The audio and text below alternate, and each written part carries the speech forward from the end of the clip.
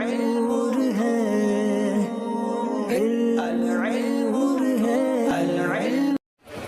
السلام علیکم ورحمۃ اللہ وبرکاتہ نحمدہ ونصلی علی رسولہ الکریم۔ تو بات اس میں اشارہ کی چل رہی تھی۔ اس میں اشارہ قریب و بعید میں نے آپ کو بتایا تھا۔ منہاج العربیہ میں اپنے 4 اس میں اشارہ پڑھ لیے ہیں، ہذا ذالکا، تلکا، ہذا ذالکا، اور بلکہ آپ نے 6 اس میں اشارہ پڑھے، ہذا، ہذہ، ہؤلاء، ذالکا، تلکا اور اولئک۔ 4 اور ہوتے ہیں، ذانکا اور ہاتانی، ہاذانی اور ذانکا اور ہاتانی اور تانکا۔ تو یہ قریب کی مثال ہے، ہذا، ہاذانی، ہذہ، ہاتانی اور ہؤلاء، اور یہ دور کی مثال ہے، ذالکا، ذانکا، تلکا، تانکا، اولئک۔ اور اس میں بھی مذکر مؤنث ہوتے ہیں اور تثنیہ جمع، واحد تثنیہ جمع بھی ہوتے ہیں۔ اس لیے یہ کتنے ہوئے ٹوٹل الفاظ؟ 1 2 3 4 5 اور 2 10۔ 2 اور ہوتے ہیں اس میں، جو جیسے ہاذانی ہے، جب اس یہ پریپوزیشن کے بعد آئے گا یا پھر مفعول بنے گا ہاذانی، یعنی میں نے دیکھا ان دونوں کو، تو یہ ہاذانی ہاذینی ہو جاتا ہے۔ تثنیہ بھی آپ پڑھیں گے تب آپ سمجھ جائیں گے ہاذانی ہاذینی کیوں ہو رہا ہے۔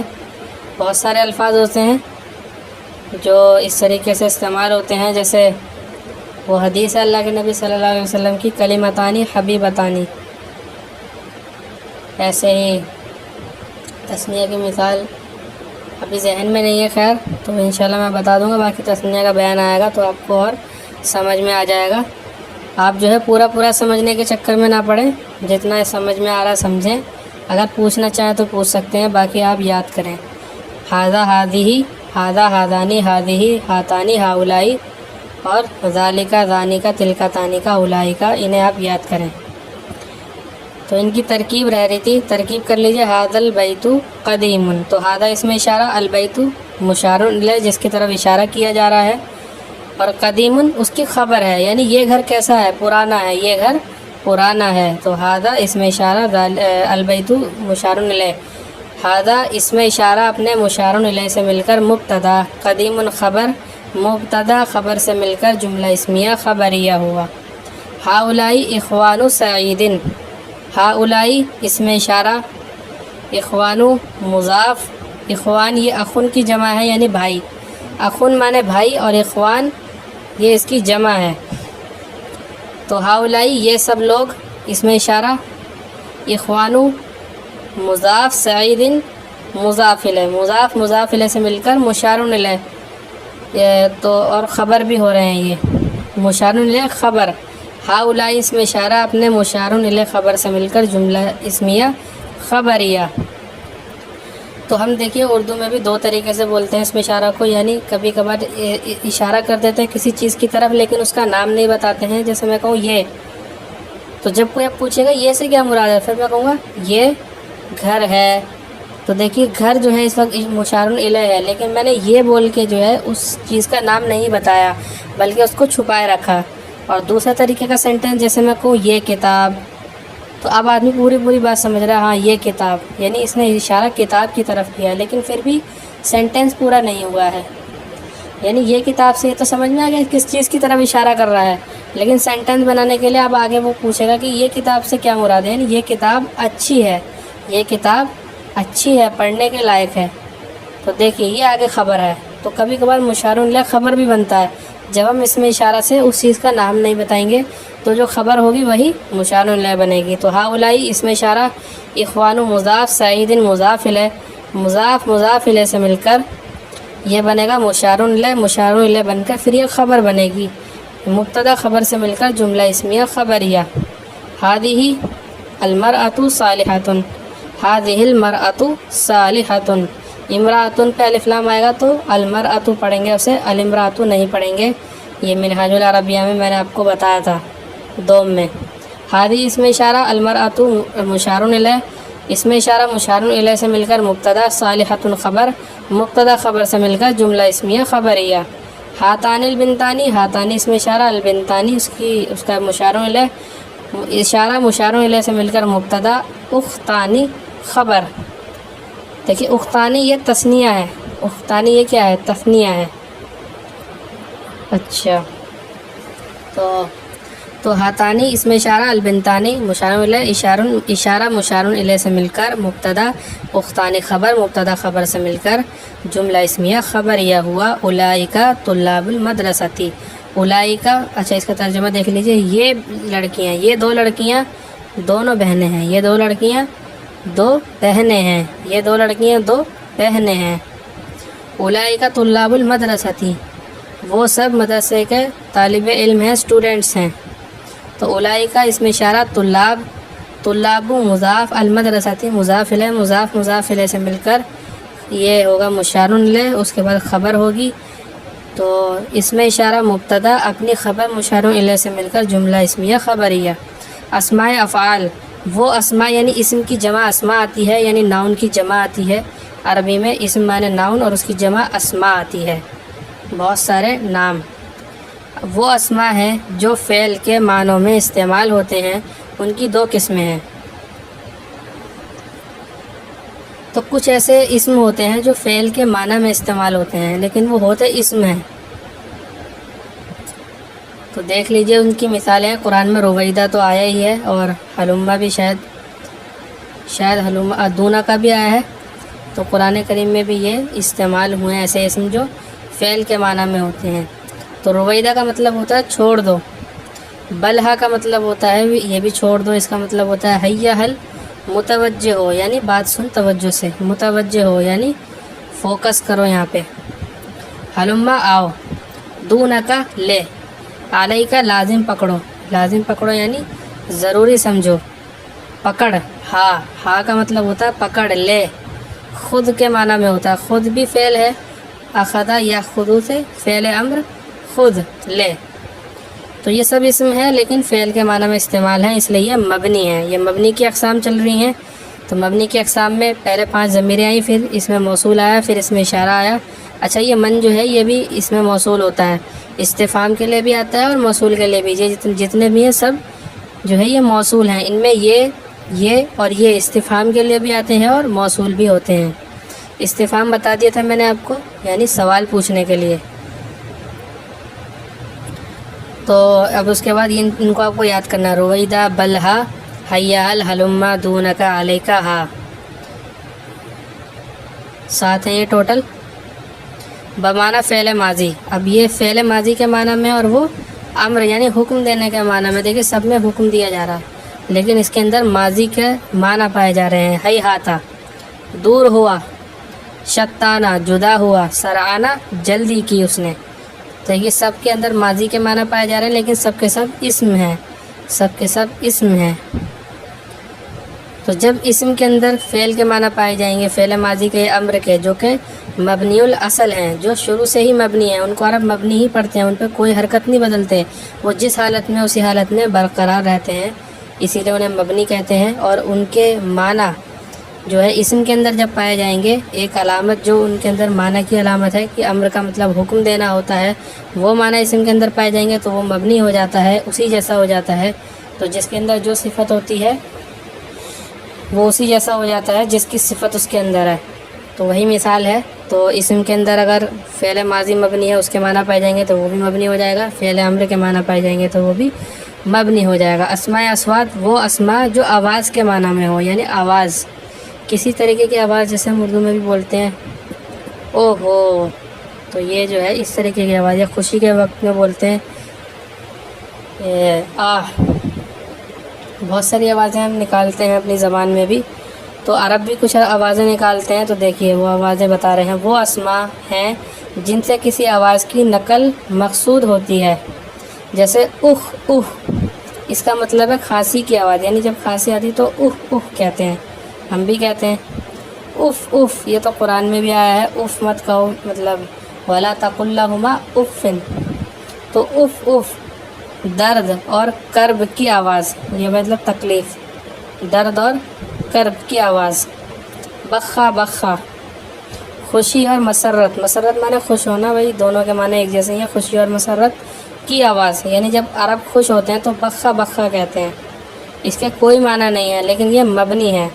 اگر اس سے پہلے ہم فی لے آئیں یا پھر کوئی جیسے فعل لے آئیں، اسے آبجیکٹ بنا دیں یا سبجیکٹ بنائیں، تب بھی یہ بخا بخا ہی رہے گا، بخو بخو یا بخی بخی نہیں ہوگا، بخا بخا ہی رہے گا۔ یہ مطلب ہوتا ہے مبنی ہونے کا۔ نخا نخا، اونٹ کو بٹھانے کی آواز، اونٹ کو کھڑا ہے اس کو بٹھانا تو کہیں گے نخا نخا، نخا نخا۔ غاقا، کوے کی آواز، کوے کی آواز جو ہے غاقا۔ اسماء ظرف، اسماء ظروف یعنی ظرف کے معنی ہوتے ہیں جگہ کے، تو جگہوں کے نام، یعنی جیسے آگے پیچھے اوپر نیچے اس طریقے کے الفاظ جب ہمیں بولنے ہوں تو انہیں ظرف کہتے ہیں۔ یہ بھی کسی جگہ کو ہی بتاتے ہیں۔ کچھ جگہیں وقت سے تعلق رکھتی ہیں اور کچھ جگہیں اسپیس یعنی دائرے سے تعلق رکھتی ہیں، یعنی کچھ وقت کے اندر آتی ہیں اور کچھ جگہ کے اندر آتی ہیں۔ امید ہے آپ سمجھ رہے ہوں گے۔ ایسے ایک تو ہے کوئی جگہ فزیکل اور ایک ہے جو فزیکل نہیں ہے، تو وقت فزیکل جگہ تو ہے نہیں، لیکن فزیکل جگہ اور ویسی جو نان فزیکل جگہ ہے یعنی جس کو آپ چھو نہیں سکتے یا پھر دیکھ نہیں سکتے، اسے کہتے ہیں۔ دونوں کے لیے ظرف استعمال ہوتا ہے۔ وہ کلمات ہیں جن میں ظرف زمان اور مکان کے معنی پائے جاتے ہیں۔ ظرف زمان جو زمانے سے تعلق رکھتی ہیں، ظرف مکان جو جگہ سے تعلق رکھتی ہیں۔ زمان مانے زمانہ جو ہے 3 زمانے ہیں، ماضی، حال، مستقبل، اور مکان مانے جگہ۔ ظرف زمان بتا رہے ہیں اب یہ اذ، اذا، متا، کیفا، ایانا، امسی، مد، مندو، قطو، آوزو، قبلو، بعدو، تو یہ سب جو ہے زمانے سے تعلق رکھتے ہیں۔ دیکھیے اذ اس وقت، یہ بھی ہوتا ہے اس وقت، متا کب، کیفا کیسے، تو یہ سب زمانے سے تعلق رکھتے ہیں۔ تو اذ ماضی کے لیے ہے اگرچہ مستقبل پر داخل ہو، یعنی اگر فعل مضارع پہ اذ آ جائے گا تب بھی وہ ماضی کے ہی معنی دے گا۔ یعنی جب اذ ہم لے آئیں گے شروع میں تو یہ وقت سے تعلق رکھتا ہے، ظرف زمان ہے، تو اس کے معنی جو ہے وہ وقت کو بتائیں گے۔ اس کا ترجمہ ہوتا ہے جس وقت یا اس وقت، اس طریقے کا اس کا ترجمہ ہوتا ہے۔ ماضی کے لیے ہے اگرچہ مستقبل پر، یا جب بھی کہہ دیتے ہیں اس کے ترجمے میں، ماضی کے لیے ہے مگر ہے اگرچہ مستقبل پر داخل ہو، یعنی مضارع پر داخل ہو جائے تب بھی ماضی کے معنی دے گا، اور اس کے بعد جملہ اسمیہ و فعلیہ دونوں آ سکتے ہیں۔ یعنی جملہ فعلیہ جیسے قام زیدن یا پھر جاء زیدن، یعنی زید آیا، اور زیدن عالم، یہ جملہ اسمیہ ہے، اور جاء زیدن یہ جملہ فعلیہ ہے، کیونکہ جاء فعل ہے اور زیدن جو ہے یہ اسم ہے، تو زیدن عالم جملہ اسمیہ ہے اور جاء رجل یہ جملہ فعلیہ ہے۔ دونوں آ سکتے ہیں، جیسے جئتک اذ طلعت الشمس، آیا میں تیرے پاس جب سورج طلوع ہوا، یعنی میں تیرے پاس جب آیا جب سورج طلوع ہو گیا۔ وَإِذَا الشَّمْسُ وَإِذِ الشَّمْسُ، ہاں اذ جو ہے اس کے بعد دیکھیے الف لام آگے یہ ساکن تھا، حمزہ وصلی گر گیا تو اس کو زیر دے دیا، تو اذ الشمس وَإِذِ الشَّمْسُ طَالِعَةٌ، طَالِعَةٌ، وَإِذِ الشَّمْسُ طَالِعَةٌ، یہ زبر غلطی سے پڑھ دیا، کنفیوز نہ ہو بالکل بھی کہ زبر کیوں پڑھ دیا ہے، پیش ہی آئے گا کیونکہ خبر ہے، خبر میں پیش آتا ہے۔ وَإِذِ الشَّمْسُ طَالِعَةٌ، اور جب سورج طلوع ہونے والا ہے، یعنی طلوع ہونے والا تھا، اور جب سورج طلوع ہونے والا تھا۔ اذا یہ مستقبل کے لیے آتا ہے اور ماضی کو بھی مستقبل کے معنی میں کر دیتا ہے، جیسے اذا جاء نصر اللہ، جب آئے گی، دیکھیے جاء آیا یا آئی اللہ کی مدد، تو جاء نصر اللہ کا ترجمہ ہوگا آئی اللہ کی مدد، لیکن جب اذا لے آئیں گے شروع میں اذا تو اس کا مطلب ہوگا جب آئے گی اللہ کی مدد، جب آ جائے گی یا پھر آئے گی اللہ کی مدد۔ تو دیکھیے اس کو ماضی کو مضارع مستقبل، بلکہ مستقبل میں لے گئے، حال میں بھی نہیں لے گئے، مستقبل میں لے گئے، یعنی فیوچر میں، جب آئے گی اللہ کی مدد۔ اور دوسری مثال ہے آتی کا اذا طلعت الشمس، کہ میں تیرے پاس آؤں گا جب سورج طلوع ہوگا، تو دیکھیے طلوع، طلع، طلع، طلعو، طلعت، تو یہ طلعت کون سا صیغہ ہے؟ فعل ماضی واحد مؤنث غائب کا صیغہ ہے، لیکن تا پہ زیر کیوں آ رہی ہے؟ کیونکہ آگے لام ساکن ہے الشمس کا، تو الشمس کا لام ساکن ہے، تو میں آؤں گا تیرے پاس یا میں آتا ہوں تیرے پاس جب سورج طلوع ہوگا، اور کبھی مفاجات کے معنی میں بھی آتا ہے، یعنی کسی کام کا اچانک ہونا۔ تو جب کوئی کام اچانک ہوتا ہے تو اسے کہتے ہیں مفاجات۔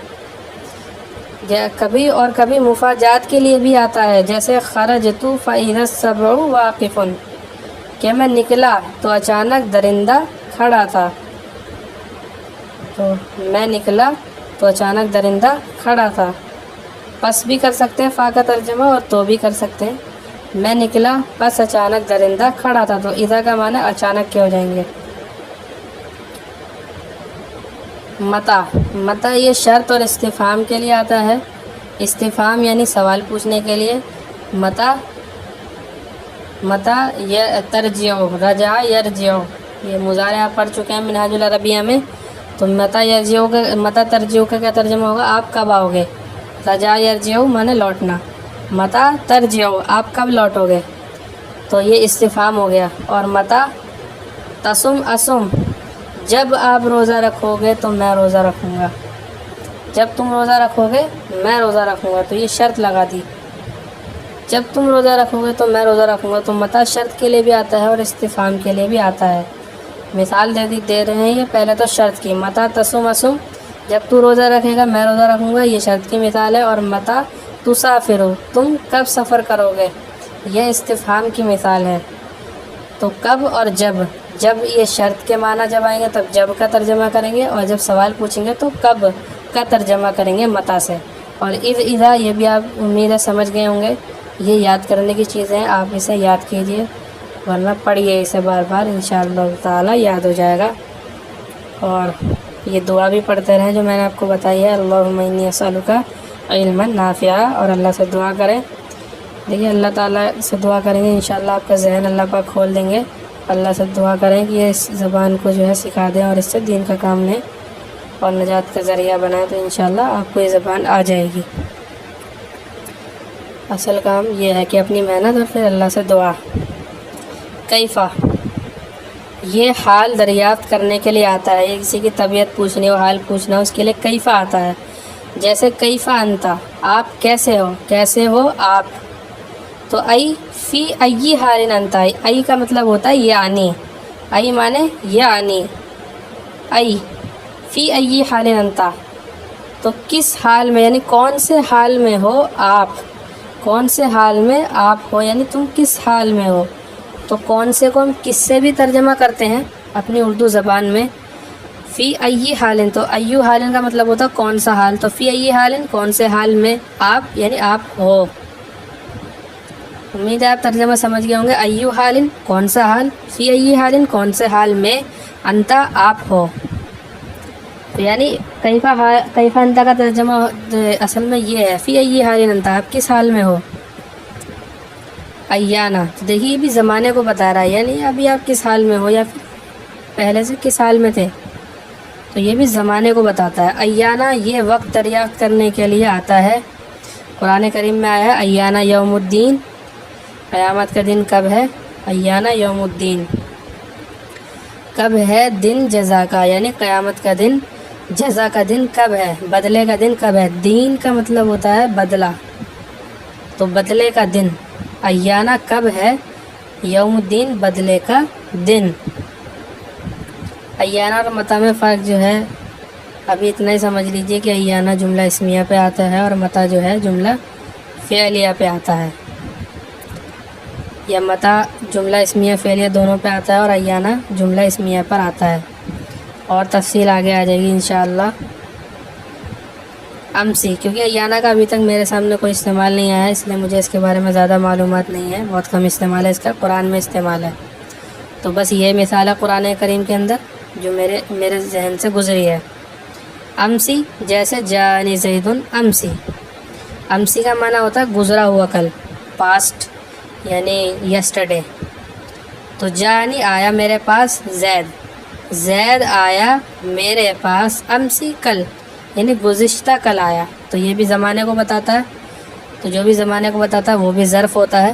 مذ اور منذ یہ دونوں جو ہے کام کی ابتدائی مدت بتاتے ہیں، یعنی کام کب سے شروع ہوا، یعنی فعل جو کر رہے ہیں، جو کام کر رہے ہیں وہ شروع کب سے ہو رہا ہے، تو اس کی مدت کو بتانے کے لیے مذ اور منذ آتا ہے، اور یہ دونوں فعل پہ داخل ہوتے ہیں۔ یہ دونوں فعل پر داخل ہوتے ہیں۔ تو مذ اور منذ دونوں استعمال کرتے ہیں، یہ دونوں کام کی ابتدائی مدت بتاتے ہیں۔ جیسے ما رأیتہ مذ یوم الجمعۃ، یہاں پہ اسم پہ بھی داخل ہو گیا ہے تو آپ اسم پہ بھی داخل کر سکتے ہیں، غلطی ہوئی مجھ سے، آپ اسے اسم پر بھی داخل کر سکتے ہیں۔ اور فعل پہ بھی آتا ہے، فعل پہ بھی داخل ہوتا ہے سے کے معنی دینے کے لیے۔ اچھا، انگلش میں بھی اس طریقے کے سینٹینس ہوتے ہیں جس سے ہم، جیسے پریزنٹ پرفیکٹ کنٹینیوس کے اندر ہوتا ہے کہ میں یہ کام کر رہا تھا صبح سے، تو وہاں تو صبح سے کہیں گے تو سنس لے کے آئیں گے، سے کے معنی دینے کے لیے فرام نہیں لاتے۔ اور جب یہ کہہ رہے ہوں کہ میں یہ کام کر رہا ہوں 2 گھنٹے سے، تو فور لے کر آتے ہیں، فرام نہیں لاتے۔ ویسے ہی مذ اور منذ لائیں گے جب وقت کی ابتدائی مدت بتائیں گے، یعنی کہاں سے کام شروع ہوا تو مذ لے کر آئیں گے، من نہیں لے کر آئیں گے، من۔ یہ بات آپ کو دھیان رکھنی ہے، من نہیں لے کر آئیں گے آپ۔ بس آج یہیں تک رہنے دیتے ہیں، کافی ہو گیا، آپ اس کو یاد کر لیں۔ وآخر دعوانا ان الحمد للہ رب العالمین۔